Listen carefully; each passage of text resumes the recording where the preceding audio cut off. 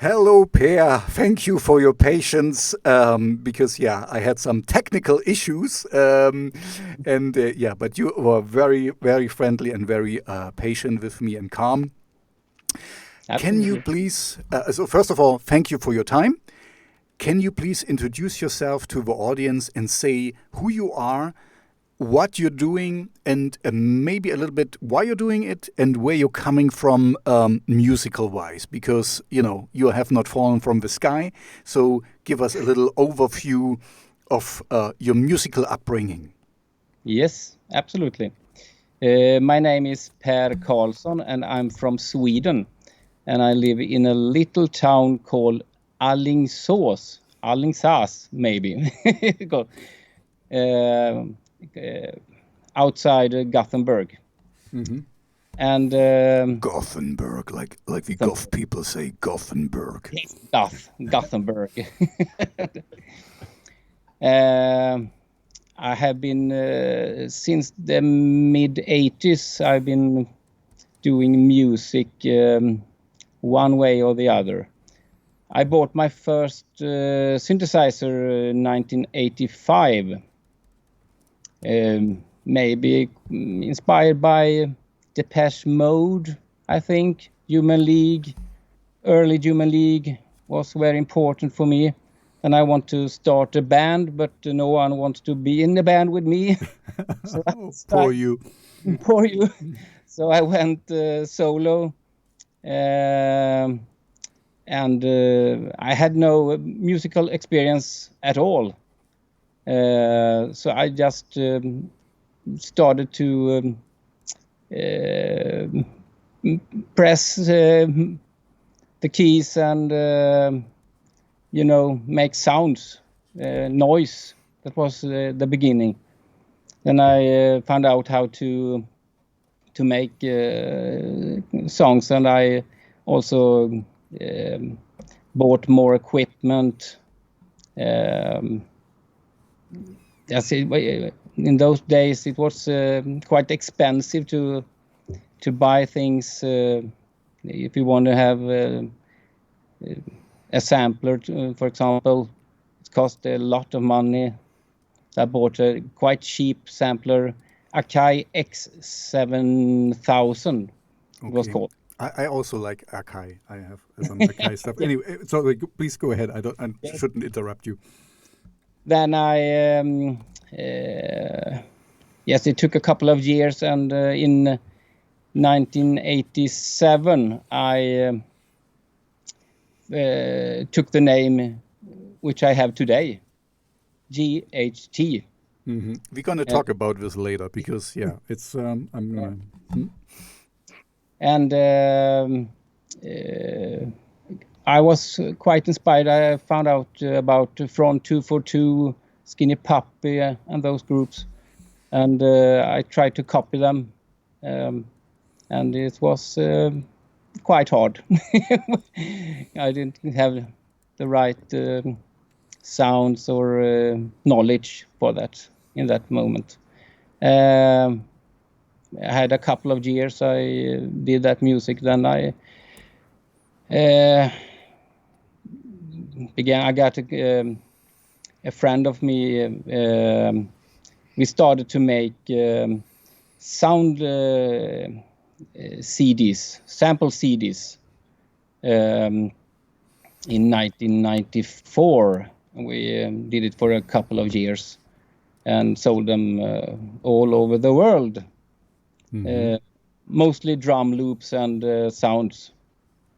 When I did that, I got more experience how to make music, sounds, how to program synthesizers and so on. That was a quite good experience. So you're self-taught, basically. Yes, absolutely. Mm. And did you learn the keyboard or the piano? I can't play anything. But you can play guitar. I saw you in the video you did. You played guitar.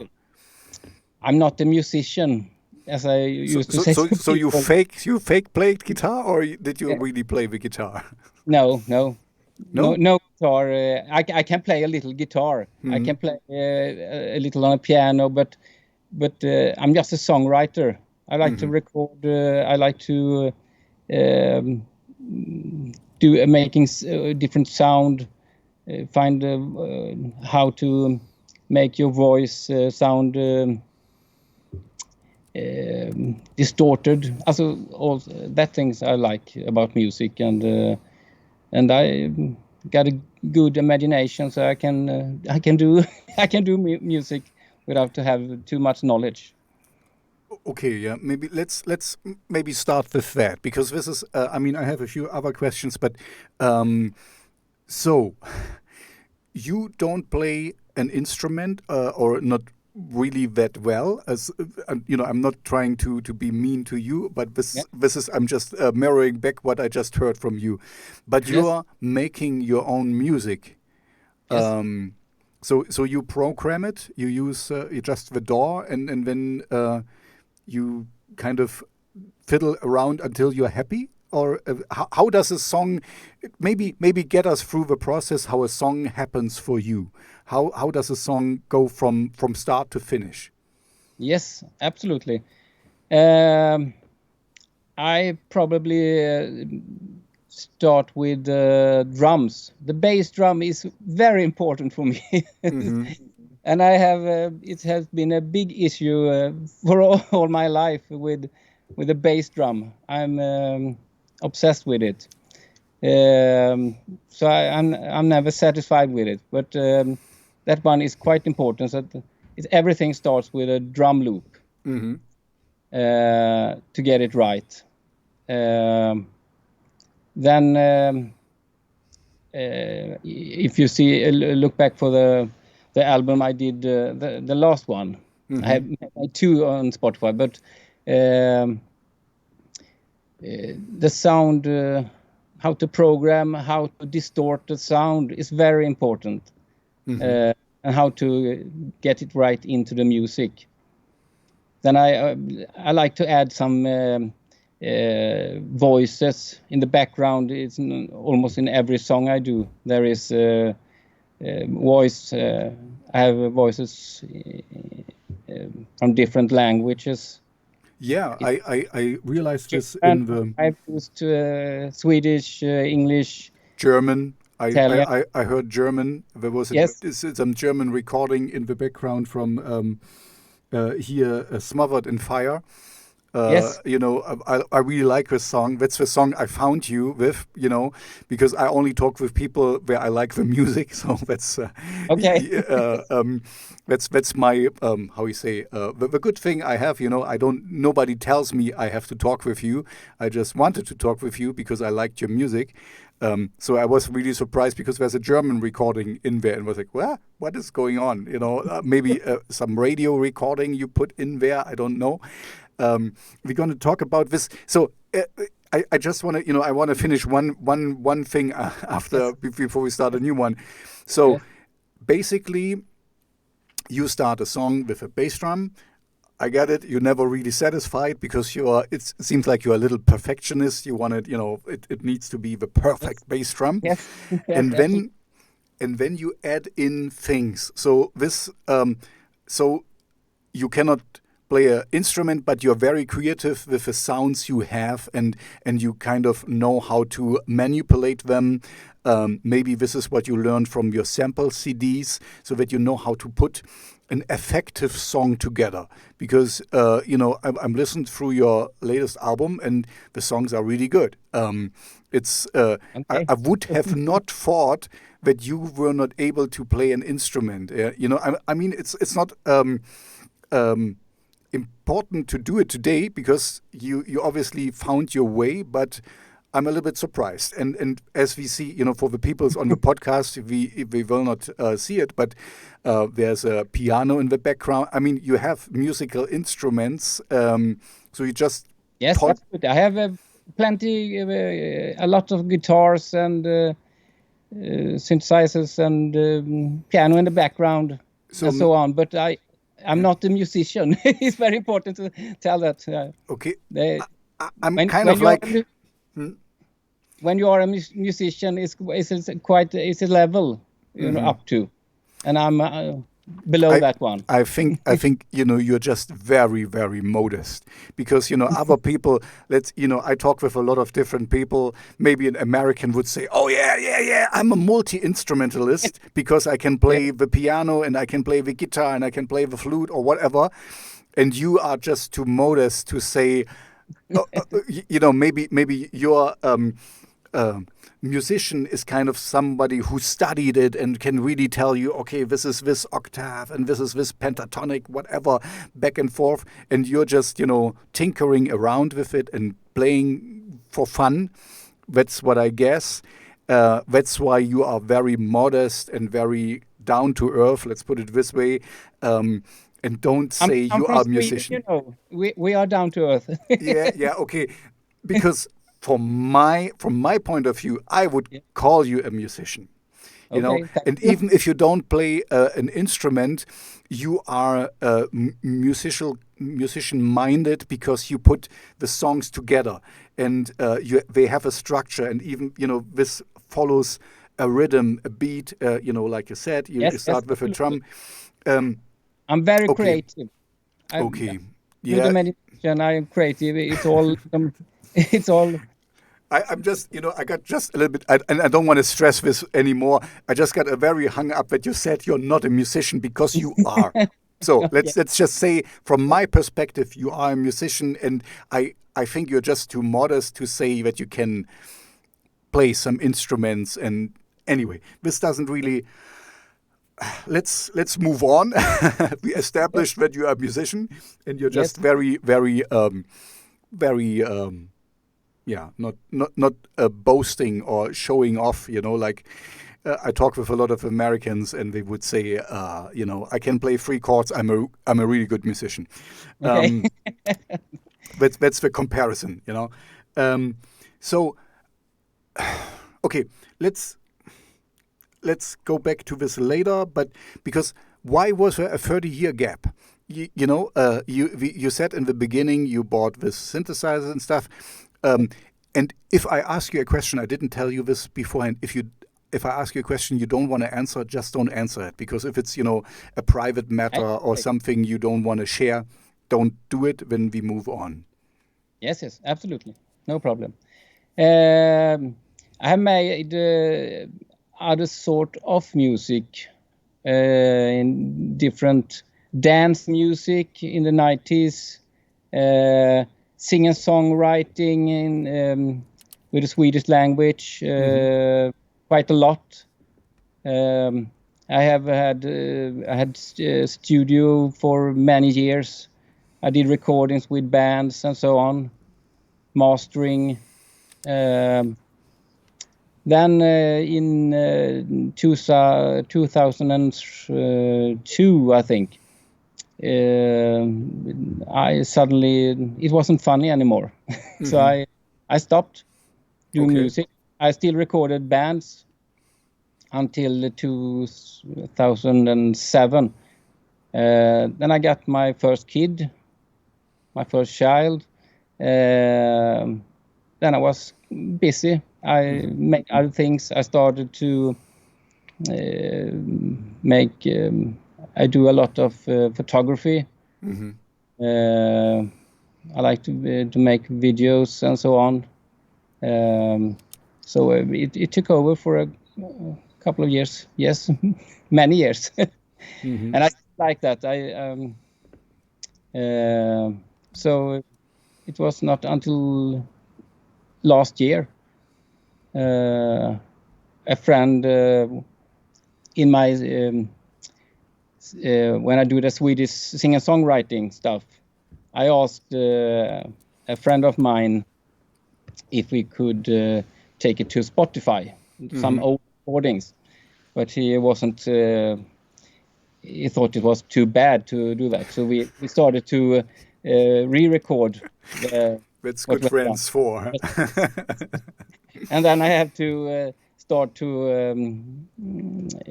I got a computer. I got some programs. I'm just for doing that. And then I took some, made some drum beats, and thought hey, this is fun. I can do it again.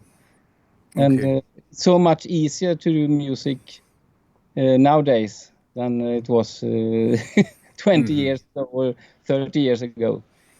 We got most of it in a program and plugins. Yeah, and you did it quite well, you know. I mean, we're gonna talk about your latest album, and now I also get it because all the pictures are made by you, you know, and they're very good. I was just a little bit struck, as you said, you like to do videos because there is only one video I found so far. There are 3 videos. On your website is only one. This was my starting point. YouTube channel. Okay. Okay. Yeah. Sorry, I haven't checked your YouTube channel. For the latest album. there is no link, I think, on your site to your YouTube channel. Otherwise, I would have found it because usually I start with I want to see what I can find out, and then I can see, when I know what I can ask. Okay, so maybe this is a little learning for you. Also put in the because I think you linked to your Facebook and to your Instagram, also linked to your YouTube channel, so that people who are interested can find you. Okay, that's cool. So this might be an inappropriate question, but so you. Did you do the recording for the other bands and the singer-songwriter stuff?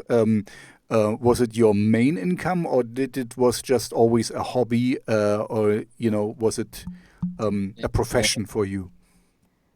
For some years, I did it. It's my main income, but then I got a real work, a real job. It was hard to survive. I didn't make so much money on it. So yes. Okay, good. Then maybe let's go to your name, the G.H.T. Productions. Is it with S or without S? I forgot. Sorry. G.H.T. Without S. Without I think. S. Okay. Yeah, I mean, you should know.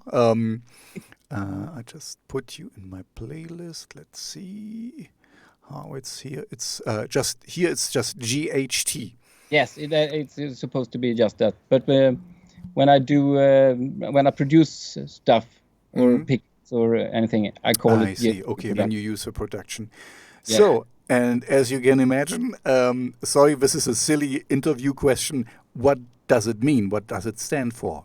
If you want to share, if you don't want, then just don't. It's quite a silly answer to that one. Okay.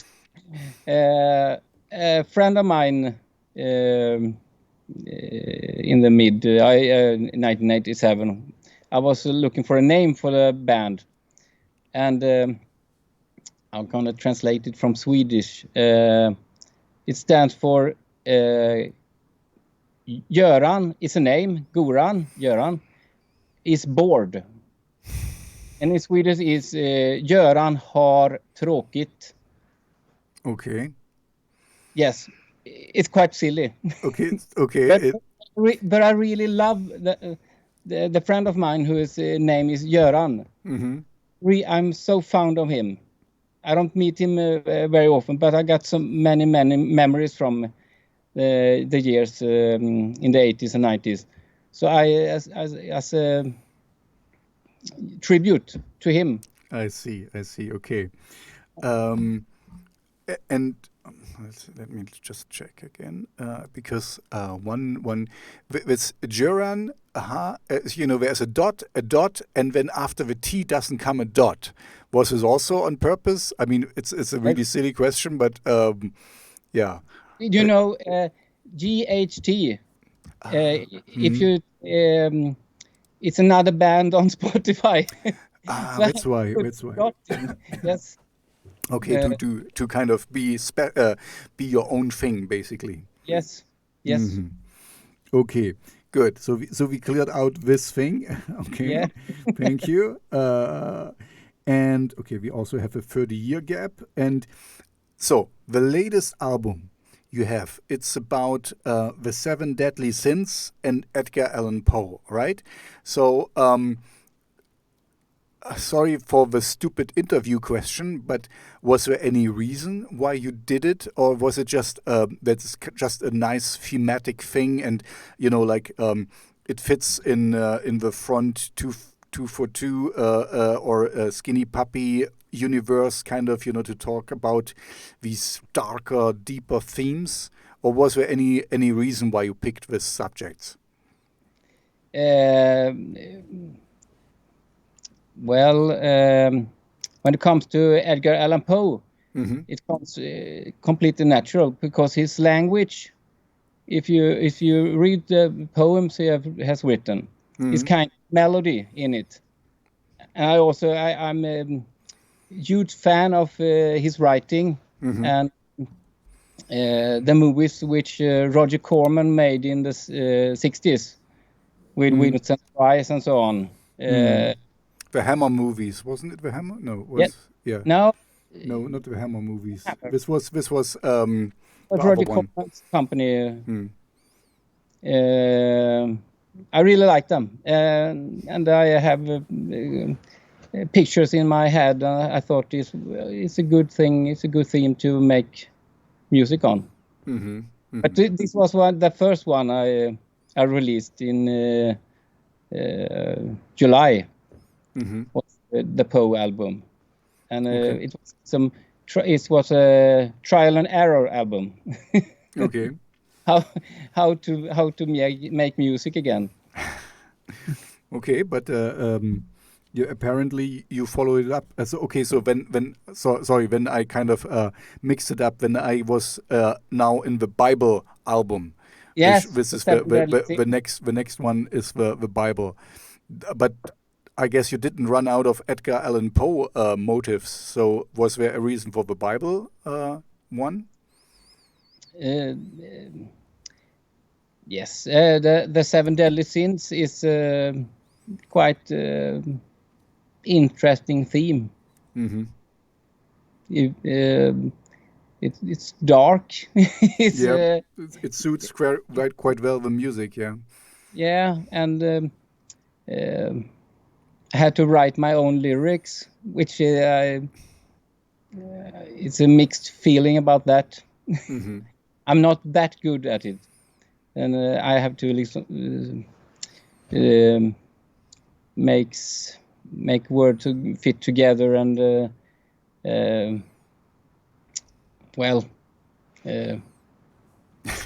don't know what to say about the lyrics. Sorry, I don't want to put you on the spot. Okay, no, it's fine. It's you wanted an overarching theme for the album. It seems like, because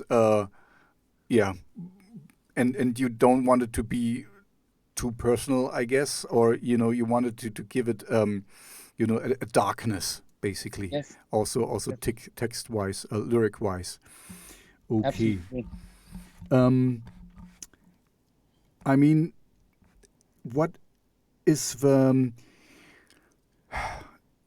what is your goal with your music? I mean, what's your musical aspirations at the moment? I mean, I talked to you beforehand. We are in a pandemic right now, and everyone is, and the world is on pause mode. So there's nothing going on. I guess also in your place near Gothenburg. I forgot the name again. Sorry. Alingsås. I don't ask me to repeat it. It is a little bit. Sorry for that. I don't want to be rude. But yeah, okay. Let's say near Gothenburg. Gothenburg, yes. Is it Burg or Berg? Gothenburg. Gothenburg. Yeah. So I mean, there's nothing going on at the moment. So I guess any live dates are out anyway. But what's your aspiration? Do you wanna get it on the stage? Would you like to perform what you did, or is it just a studio project for you? I think it's just a studio project. But if someone will ask me to be on stage, I have to think it over. But at this point, I think it's good enough to produce music. Okay. No, that's fine. You know, some people just, I mean, we just want to make music and never want to play live. That's Yeah. absolutely fine. But It happens to Beatles, you know. to the Beatles? When they stopped touring, Beatles, Also, they just wanted to record. yeah, that's why I say, you know, it's absolutely, because I mean the music is still good, but some people are driven, you know, we want to perform it live and Yeah. refine their music and see how it catches on, and then, you know, I mean it has some benefit, or not benefits, or some things as well if you are on stage and you get the energy back from your fans Yeah. and stuff, you know. Absolutely. I mean, you're not a young teeny anymore, you know. You know, screaming little girls. Yes. But I got very bad experience from live performance. really, so maybe share, because this was one of my questions. Like, have you played live with your, you know, 1980 band iterations? Yes, I did a couple of times. Okay, so maybe just share a bad story, and so. Absolutely. One of the performances I did, there was quite a lot of people sitting, around 200. But when the concert was over, it was only for 20 minutes. I promise you, there was only 10 left. Oh. Were you so bad, or was it just the wrong crowd for your music, or what was going on there? The music was too extreme, I think. Okay. When it was live, I did even more noises, sound, and screaming, and they were not ready for that one. I see. So this was in the 80s, in the Yes. 1987 or so. And another performance, one in the audience scream, "Get my money back!" Oh, okay. That's and was it like a festival, or was it? Yes, a couple of band performed. I see. Okay, that's bad. And this was in Gothenburg, or where in your little town? In my little town and another little town. Yes. Yeah, I mean, we could maybe talk about this if you want, because I don't really remember how I found you, but I mean, I know the song I found you with, and this is the good thing today, you know, with the internet, and with you're on Spotify, and so you're easy to find for people who like your music, you know. Yeah. And as far as I can see, you're doing actually quite well on Spotify. You have almost 5,000 monthly listeners. That's good, and okay. You could use a few more followers, but that's also fine. But yeah. You know, I'm not so good at to sell my music. I really don't know how to do it. Yeah, no, I'm a beginner. I can help you. You know, I just put you in my playlist, like I told you already. You know, I really like the "Smothered in Fire." You know, the last song. Last song, I should say. Yeah, so yeah, today, I mean, this is the double-edged sword we have today. You know, on one thing, the cool thing is everyone can find you. Because, you know, when you're on Spotify, potentially, I don't know how many people, but millions can find you, you know, everywhere, all over the globe. Yep. On the other hand, because everyone can do that and everyone can put on music out there, you know, there's you will be smothered by so many other songs, you know, we have to sift through. And as I'm also a radio DJ, you know, I do a weekly radio show. I can attest, I can tell you from my own perspective, it's not easy to, you know, to find the good songs in the avalanche of not so good songs. Let's put it this way. It seems like you haven't done much social media work. Like we already found out, but I couldn't find. I didn't find your other videos. So how do you approach? I mean, remember in the beginning we already had the problem that you don't call yourself a musician. I think it's really tough for you to kind of promote yourself and to sell your music to a wider audience. But what do you do, or do you get any help from your friends to get you better heard? No, not much. I think I've sent my song to different sites that make some reviews or so, and then if they like it, they put it in a playlist, that sort of thing. Otherwise, I really don't know how to sell my music. Okay, but maybe I got lucky to have this kind of plays. It's quite. I'm very satisfied with all the plays on Spotify. No, I mean that's what I said. You're doing well, and you know, and now as I know that it's just you who does it. You know, I know other bands who are like 200 or 300 plays or something. You know, so it's you're doing actually quite well. I mean, and also I think your music stands out because it's well also mixed and mastered. You know, it's you can hear the difference, because sometimes, let me tell you, as a radio DJ, I get songs, they are not bad, but they are, you know, kind of basically somebody put a microphone into the rehearsal space and they played all live, and then, you know, the sound is not really good, you know. So I was a little bit worried about the sound. I mixed it. It took quite a long time to mix it. Many different versions. So I didn't know how a listener would, when they hear it in the car or maybe at home. I really didn't know how to react on the sound. If it was okay, mixed, the bass drum, you know. Yeah, you're obsessed with the bass drum. I already got that. But see, this is maybe a good question. As you are alone doing all this, you know, how do you decide when a song is finished? Because you know, you already said that you got through a lot of iterations and a lot of different versions and stuff.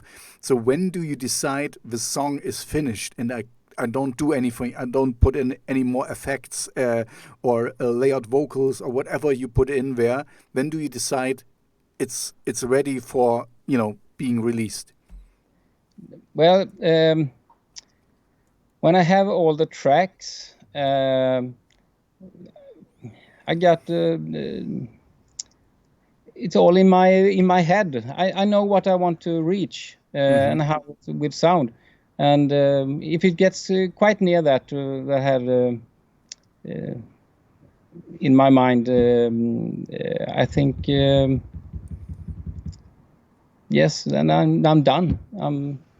I don't want to do it anymore. Maybe I'm getting bored with the songs. Okay. Get enough. I want to move forward. I don't like to sit. I like to do things. Okay. No, I get it. I get it. But I've done. If it was 11 songs on the album, I maybe did 20 songs, and I throw it away. So I like to move forward. And that's why I have to stop mixing and yes. But you don't have like a good friend or someone where you show the songs to, or you know that you get a second opinion, because sometimes, you know, when you're just when it's just you, and like you already said, you get bored by the song, and you cannot be objective anymore. You know, you heard No, it so many times. Did I you know. did you let it lay for like a week or a month and then revisit it, or how do you? Yeah, you know, I just want to find the point when you say, okay, now it's done, and but yeah, it seems like it's you feel when it's ready. It seems like. Yes, there is no one else who really listen to the music before it's released. Hmm. I take. I got a friend who got a really good stereo at home, Hmm. and I Okay. listen in that one to see if the mix is okay. Hmm. But he has no opinion about the music. I see. I see. Just want to listen if it's okay, the mix. Hmm. Okay. So I made maybe sometimes I make some wrong decisions, and sometimes it's right, but but after a couple of months you hear them. Hmm. Maybe think I shouldn't have that song shouldn't even be released, I think. Hmm.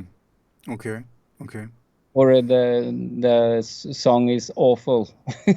Or maybe that's Hmm. how you react when you get a little bit distance between I see. when it's released and I yes. Okay. Um, yeah, you know, my usual take on music is there is no right or wrong. There's just something you like or you don't like, you know, because um, you can run in every direction, and who's saying this is wrong? You know, I mean, you already shared the story where you kind of got the audience from 200 to 10 because you kind of were giving them the wrong stuff for this moment, but you were Yes. happy with it, and maybe only, you know, 10 people really appreciated what you were doing, and the other ones were not the right crowd for you. You know, I mean, it's, don't get me wrong, it's really wrong to kind of blame the crowd that that you are bad, you know, sometimes. But sometimes it's really when they come to expect some rock music and you play them electronic, when they're, it's not what we came for, you know. And then if you play with in a festival where different bands are, maybe you're not the right one for this for them in this moment. Yes. Absolutely. My point is, what I just want to say is, you know, there is no right or wrong. If you like your song and your music, then this is all that counts, you know. Because I mean, you already said you don't want to play it live, but if you ever have to play it live, you need to be behind it, you know. You need to be not like. You did some pop music and some singer songwriter, and you just mixed it, and you know it was not your music, and you just wanted to get it qualitative right, you know. So Yeah. I think, you know, I'm kind of assuming, but now with your own stuff, it's a different ball game. It means, you know, you really, if you are on stage and you're like, oh yeah, yeah, da, da, da, da, da, you're just kind of going through the motions. No, you're really, it's your heart blood that's in there, you know. Even if you said you had a hard time to come up with lyrics or something, this is your music and you mean something with it. Anyway, my point is, you're doing the music exactly right for you. And the good thing today is with the internet, you can reach other people, and you're doing it quite successfully. And I met you through that. Maybe I met you through SubmitHub. I'm also, you know, listed on Yes. SubmitHub. Maybe. Yes. Yeah, yeah, maybe there. Um, and so, and this is great. You know, this you don't make music for everyone, but you make music for a very specific genre or crowd. You know, and I'm more the niche person. You know, I don't like things what is mainstream and stuff. Sometimes I play some rock music or so, but anyway, what I want to say with so many words is you're doing great music and it's cool. So that's So all I want to say. thank you very much. You're very welcome. Um, so what's your take on it? You are working on more music? Do you want to continue putting out things? Do you have like a timeline? You know, were you satisfied with what you have so far and you want to do more? What Yes. can we expect from you? That's the question. Okay. I'm working on the next album at this moment, and I think I have decided that it's going to be a famous American poet. Time again. Okay. Okay. I have searched and read many writers and poets, and I found a person who was quite interesting. Henry Wadsworth Longfellow. Okay. I have to admit, I don't know the name. He was a superstar for 150 years ago. Yeah. Now you tell me. Yes. I don't remember. I don't want to. Yeah. No. Okay. He's from America, and he went to Europe to study Goethe and so on. And he is quite interesting how he writes the poems. It's a little bit Poe over it. Okay. It's quite dark sometimes, and I like it. So I made 8 songs so far. Okay. So you almost already have an album. Yes, yeah, in the near future, I think. Okay. I have yes, it's mixed, not mastered, but I have worked a lot with a song this time to get it really dirty sometimes.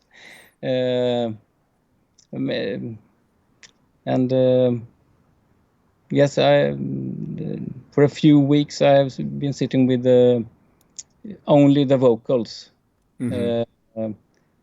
to find out how to make it fit perfectly to the song. Okay. I'm not. I have to admit, I'm not a great singer. but you're not. Yeah, I could hear. I'm just. I can't. It's quite the same tone over my vocal. But it fits into the music. I have to say. I mean, you might make it. I mean, this is like you have a musical ear. You know, you make it fit in there, and it doesn't. Now that you say it, yeah, it's kind of you're in one spot, but it's fine with the music. It kind of goes along good with the flow and with the beat of with the rhythm of a song. So I didn't really miss anything. But have you considered collaborations? I mean, with other artists. I mean, with the internet, you know, you can reach out to the whole world. For example, I have a collaboration with a guy next to you in Norway. Okay. And he makes music, and I'm singing on his tracks, basically. You know, so I'm just telling you, you know, there's. Find a singer. The internet is the internet is great, and especially with your, you know, you have like some of the songs kind of have like a cinematic feel. So I can kind of hear almost you know, female vocals, you know, a little bit etherical or spherical or however you want to call it, you know, and I know as I talk with a lot of people. There's a lot of people out there. You just have to reach out. You know, I guess you're as we said in the beginning, you're a very modest person, and you think like, oh, I'm not good enough and whatever. But I think you should have the confidence to have it. I mean, you can send the tracks to people you like, and the worst thing they can say is no. You know, but the good thing, they could say yes, and then you see where it goes from there. And today, I'm here in my little home studio as well. Yeah. And so I have a lot of other people, home studio equipment, and I think with your skills and your voice and some nice female vocals or something, I could, this could be even better. I mean, you could create more, and of course, now that I get to know you a little bit, I guess it will take forever for you to mix things then, because then it's kind of like and here and this note a little bit more like that, and I don't know how how perfect it has to be for you.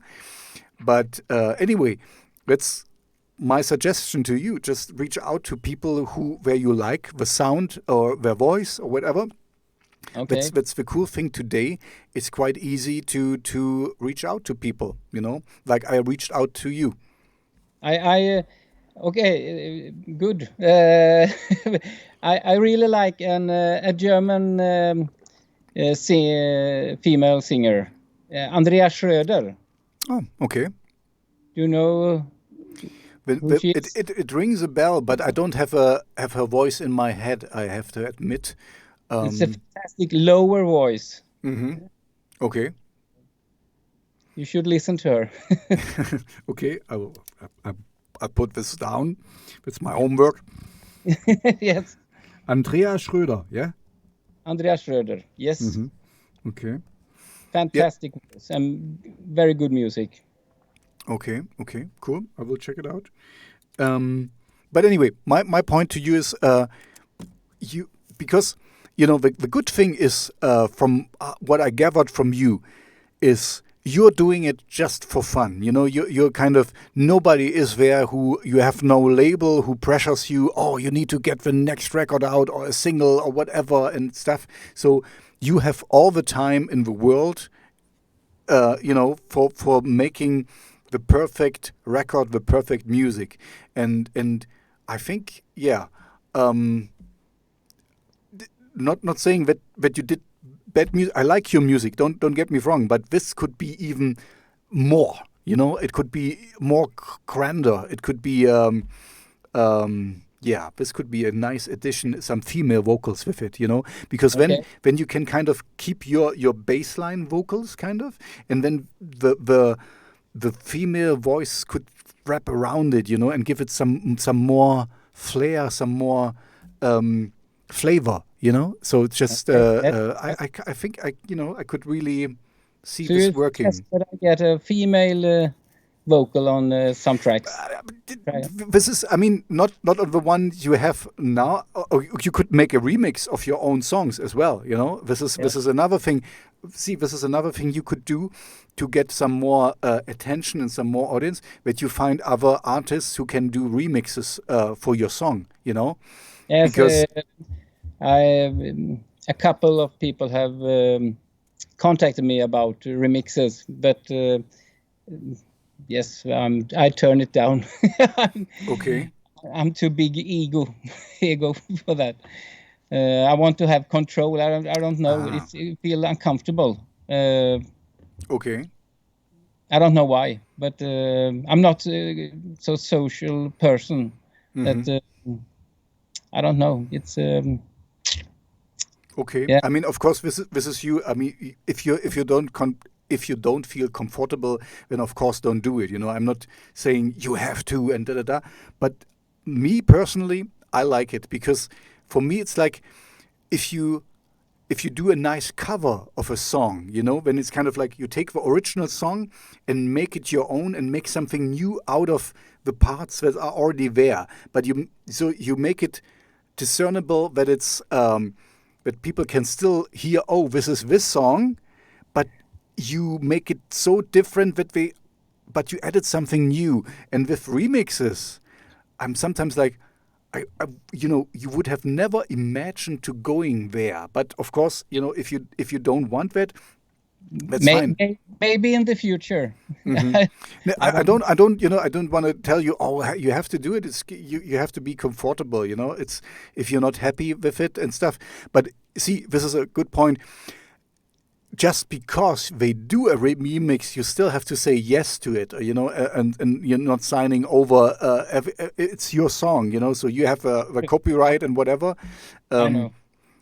But maybe we are different persons.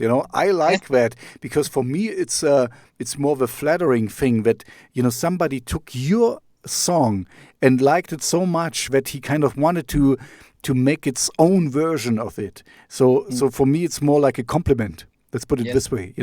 If somebody does that, but you have to be comfortable, and if you're not, don't do it. And with the other thing, I just could imagine with your music, because I like female voices anyway. Good female vocal leads are great, and it could kind of bounce off your voice quite well. So you have kind of like some dynamics going there that you could. Yeah, it's just a different way of dynamic. Yes, it's like Leonard Cohen. And he's a female vocalist. Exactly, yeah, and he has, of course, a great voice. He can stand on his own. So it's sometimes there's just an acoustic guitar in his voice, and it's more than enough. A man with a golden voice. Yeah, no, but what I learned, in regards to your voice, and this I can tell you too, is.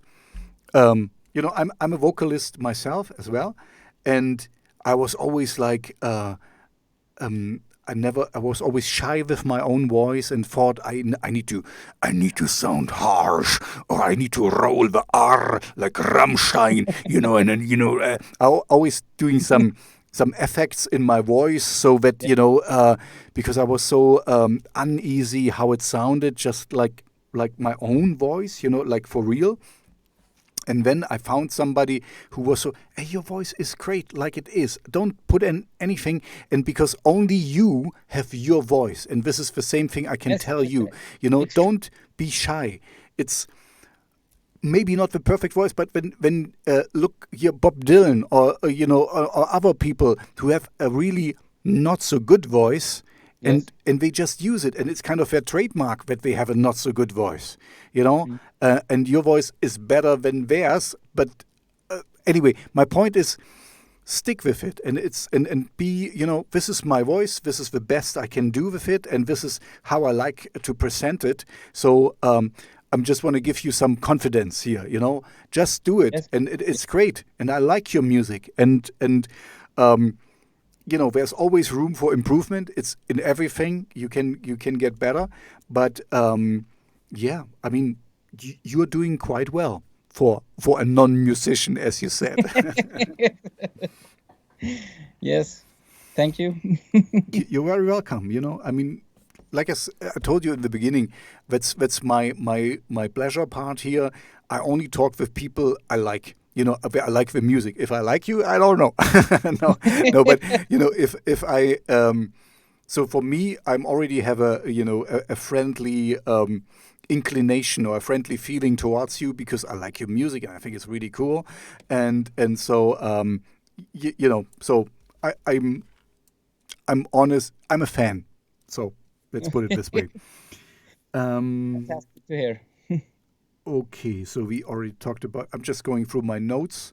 Yep. One thing that came up, and you don't have to answer this if you don't want to, but it sounded a little bit like this as you started for the first time, in 1985, that you were unable to find people for your project who kind of shared the vision of sound or songs you wanted to make.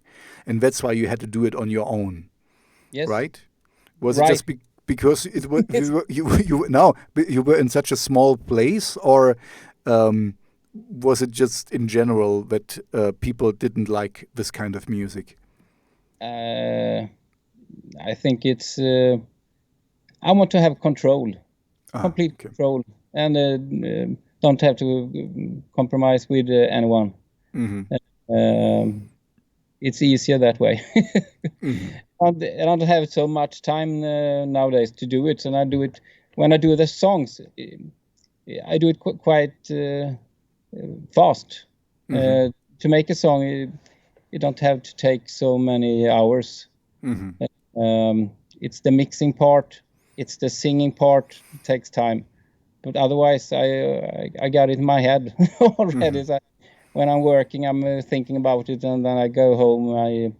I add a little bass line or some mean noise. Mm-hmm. Uh, Mm-hmm. No, yes. no, I get it.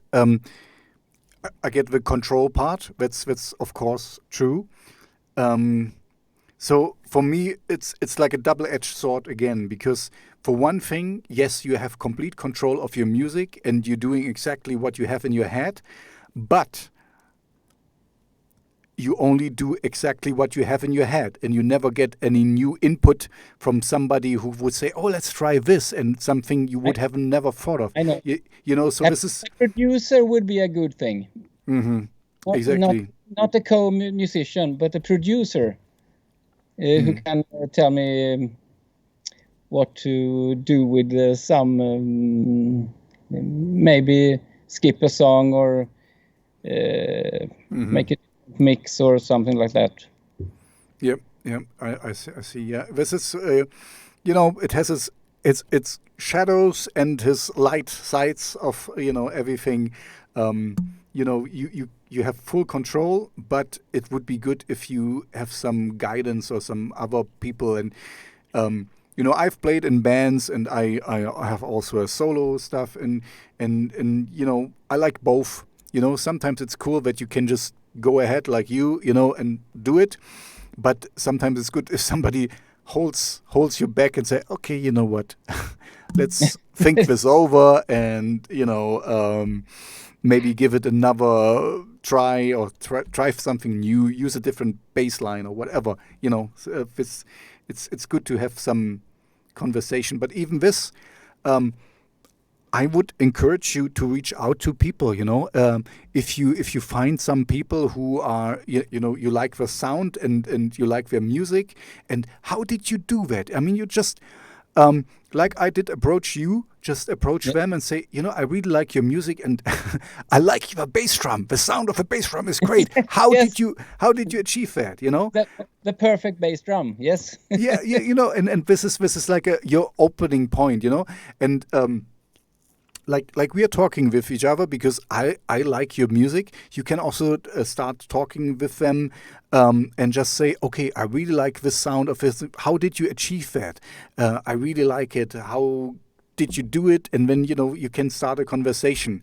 I take it you're not so you said it, I think, in the for you like to be on your own and stuff, but also I think a really strong person can say, okay, here I'm not that good. Here I could use some help, And if you can say, okay, here with a mastering, I could use some help, then just reach out to people, And the good thing on your side is you have something to show for. It's not that, because trust me, there's a lot of kids out there who are, can you help me?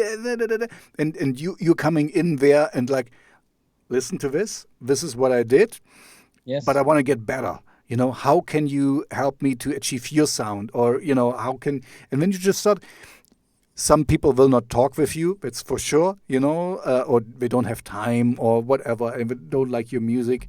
But I would encourage you. This is the cool stuff today, with the internet, and you grew up in a different era like me. I'm also a little bit older, and we still had rotary phones and stuff, so I know Yes. this. There was no internet, and but today it is there. So use these tools you have, and I like your music, and I know it can always be improved. And yeah, just don't be too shy. You are a good musician, and you have something to show for. You have a nice album, and you're working on your next, and then you know you're getting better and better. Yeah. Yes, I have to think about that. But Exactly. it's a good advice. Maybe I have to someone to tell me that. to take it further, another step. And the good, you're doing well, like it is right now. So you're doing something right. So your music resonates with people.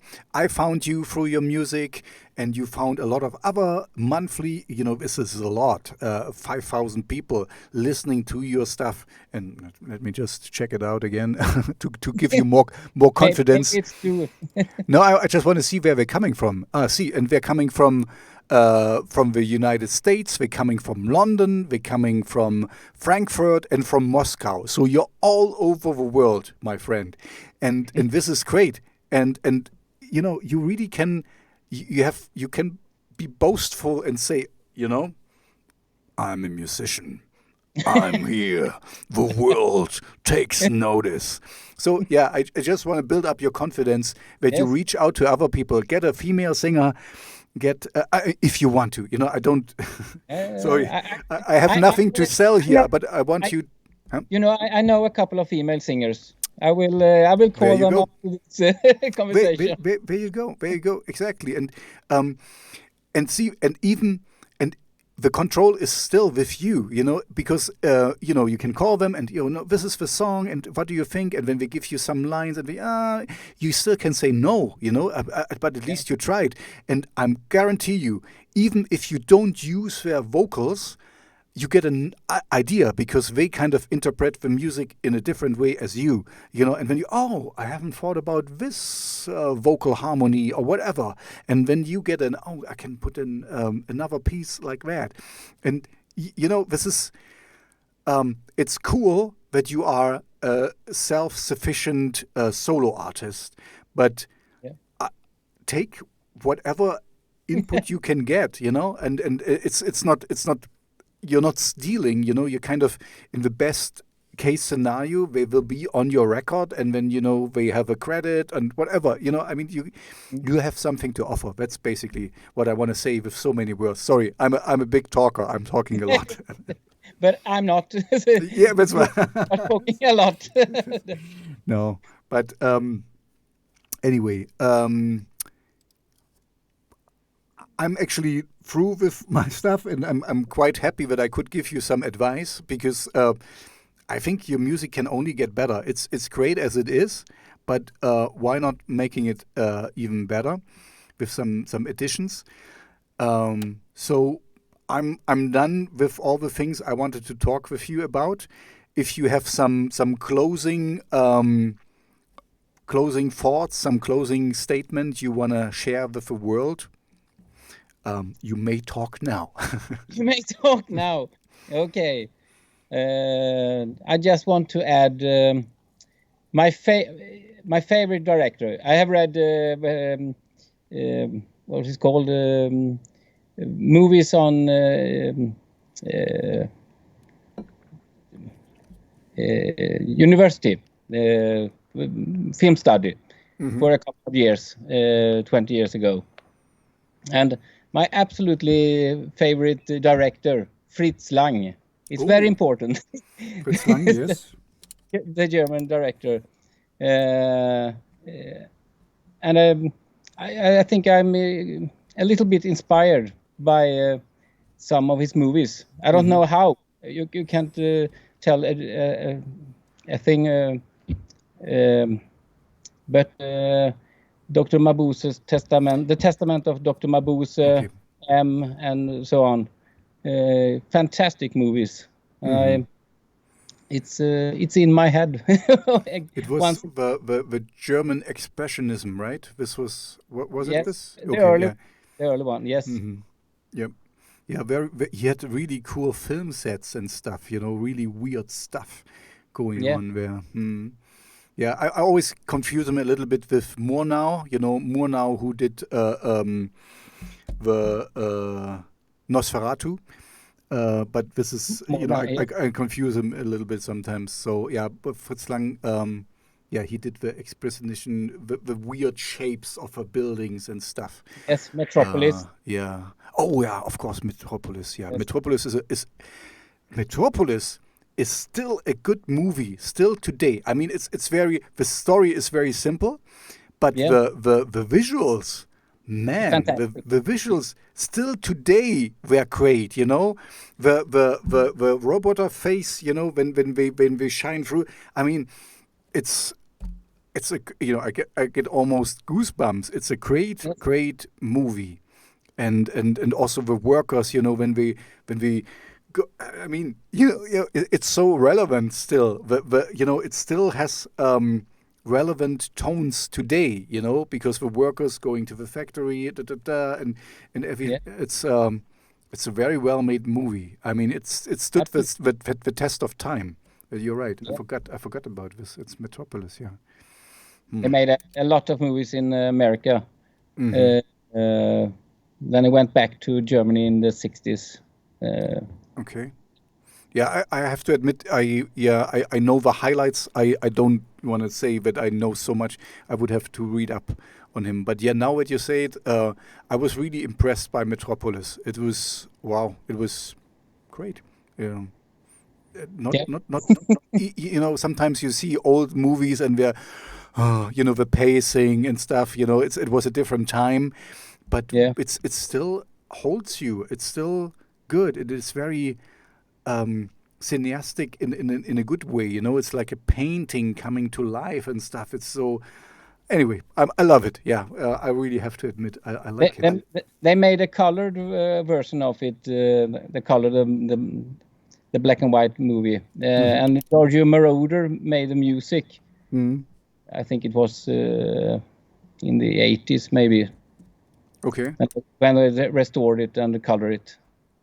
I haven't seen this version. I have seen only the original. I mean, from the original, you know, there's some. Original you should see. Forget about the one with Giorgio Moroder. Okay, okay. So the original one is the fine one. Yeah, Okay. absolutely. Okay. Yeah, there's some missing pieces as far as I remember, right? Yeah, Where some parts are missing, but you can. I mean, the story is very simple, so it's not that you're missing out on the story, but yeah, some parts are just missing.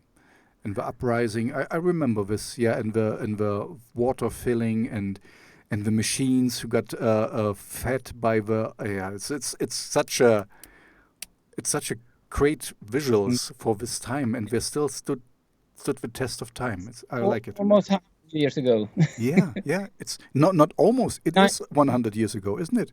1927. Oh, okay. No, then it's almost 100 years ago. Yeah.